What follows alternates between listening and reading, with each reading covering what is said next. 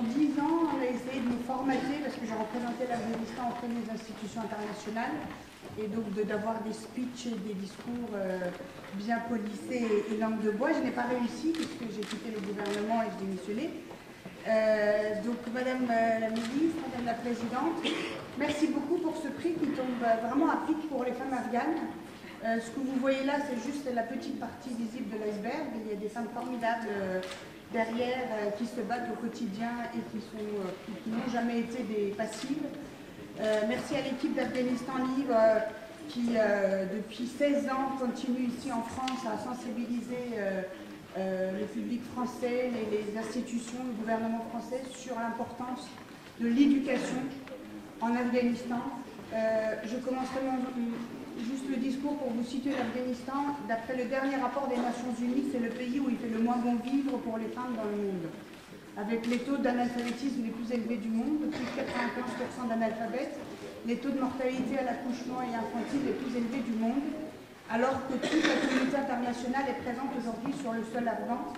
Nous parlons actuellement du départ de cette communauté internationale de l'Afghanistan, sans stratégie aucune pour ce peuple. Il a été question pendant 10 ans de venir combattre le terrorisme international que nous subissons, nous les Afghans et les Afghanes en première ligne comme bouclier humain, ce qu'on appelle les talibans. On est venu combattre Al-Qaïda et talibans en Afghanistan et en échange on devait reconstruire ce pays. Aujourd'hui le pays est numéro 1 par en bas dans les chiffres des Nations Unies, le pays le moins avancé du monde. L'éducation pour moi en Afghanistan et pour nous toutes et tous, c'est avant tout exactement sur le même plan que les projets alimentaires. Parce qu'un pays analphabète à 98%, l'histoire nous a montré que c'était facile d'annexer un pays comme ça. Ça fait plus de 30 ans que l'Afghanistan subit des envahisseurs étrangers. Et savoir que la France, par exemple, qui n'a jamais eu de visage d'envahisseur pour les Afghans, où il y a 30 ans on parlait le français à Kaboul, malheureusement aujourd'hui ce n'est plus vrai. Savoir que j'ai aujourd'hui ce prix de votre main et dans ces lieux-là, aujourd'hui où les Afghans ne croient plus en leur avenir, parce qu'on est venu, on leur a promis qu'on allait leur donner accès aux droits les plus fondamentaux. Nous ne sommes pas du tout là pour parler ni de la culture ni de la religion. Je parle de droit à respirer l'air propre, à la nourriture, aux soins primaires.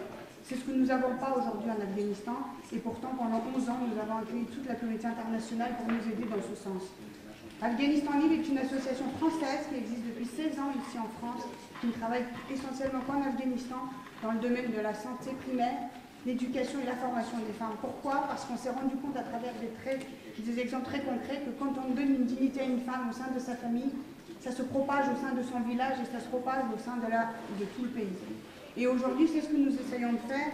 Et malheureusement, avec le départ de la communauté internationale du sol afghan, il y a deux problématiques qui se posent et que malheureusement nos amis les journalistes n'abordent pas, y compris les politiques, qui sont avec le départ, nous n'avons plus de bonne image à montrer sur le terrain. Donc il y a beaucoup de subventions pour l'éducation des femmes et la santé qui sont supprimées, réduites, parce que ce n'est plus une priorité, la priorité étant la sécurité. Donc nous subissons directement ça dans l'association Afghanistan Libre. Et deuxièmement, pour le gouvernement en place, ne plus avoir cette présence sur le terrain, ça veut dire aussi qu'il n'y a plus personne pour voir, pour contrôler, et que petit à petit, on peut passer toutes les lois contre les femmes aujourd'hui. Aujourd'hui, nous avons en place un gouvernement qui a été mis par toute la communauté internationale. Ce gouvernement va rester en place, mais que va devenir des femmes? Aujourd'hui, on est en train de grappiller petit à petit dans leurs droits les plus élémentaires.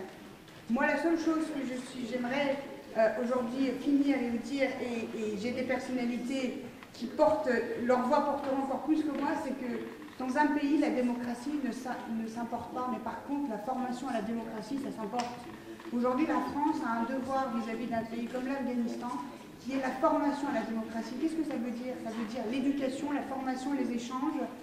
Par exemple, le droit, c'est bien beau. Aujourd'hui, nous avons une constitution afghane qui reconnaît les mêmes droits aux hommes qu'aux femmes. Mais avec 98% d'analphabétisme, ils sont incapables de savoir ce que c'est qu'un mot, le mot droit ou la constitution. Donc l'éducation est la base même. Et malheureusement, aujourd'hui, pour ce prix, on était dans une catégorie, mais ça peut être aussi dans l'autre catégorie, parce que quand il y a une guerre en Afghanistan, quand il y a un envahisseur, quand il y a un nouveau gouvernement, devinez quel est le premier sujet sur lequel on s'attaque? Les femmes. la présence des femmes dans le gouvernement, la présence des femmes à la télé, la présence des femmes dans les médias. Aujourd'hui, Afghanistan Libre, par exemple, juste conclure là-dessus, a le seul magazine libre et indépendant des Afghanes qui s'appelle Rose, qui veut dire jour. Et ce magazine est fait par Afghanistan Libre. Et ce magazine est en train de fermer ses portes parce que nous n'avons plus les moyens de continuer ce magazine puisque nous n'avons pas d'annonceurs en Afghanistan et que tout dépend de l'aide internationale. Donc merci pour ce prix à ce moment charnière où les Afghans ont l'impression qu'on les oublie. Merci parce qu'on va faire passer le message pour dire que non, on ne les oublie pas et qu'on continuera à se battre pour elles. Merci au nom de toutes celles et ceux qui sont derrière moi et que vous ne voyez pas et qui se battent au quotidien, que ce soit les Français ou les Afghans, sur le terrain. Et merci à vous de continuer à parler des causes comme la mienne parce que c'est pas fini, parce qu'on aimerait bien grappiller un petit peu et ne plus être le pays le moins avancé du monde et le pays où il fait le moins bon vice pour les femmes dans le monde. Merci.